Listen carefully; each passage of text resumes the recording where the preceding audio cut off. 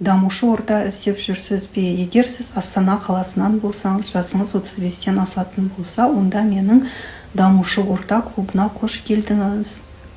Орын саны шектеулі, алғашқы 10 қызбен бірге түскі ас ішеміз. Ол жерде өте қызықты тақырыпта психологиялық диагностика болады. Ол жерде біз еш жерде жасалмаған, еш жерде айтылмаған жаңа метод бойынша сурет салу арқылы сіздің түпкі санаңыз не айтқысы келеді. Бұны проективті психодиагностика деп аталынады.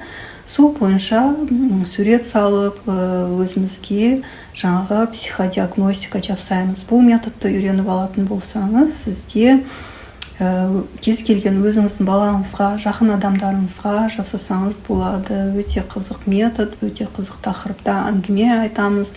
И болашақта да бірге саяхаттауға, бірге осылай түскі астар ішуге, әртүрлі тақырыпта әңгіме айтамыз. Әрбір жексенбі сайын осындай бір кездесулерге келгіңіз келсе, дамушы орта тапқыңыз келсе, маған плюс батырмасын басып кетіңіз, немесе маған подписка жасап, дирекке мен деп жазып кетсеңіз болады. Қосымша тақырып мағлұматтарды беремін. Жазыңыздар.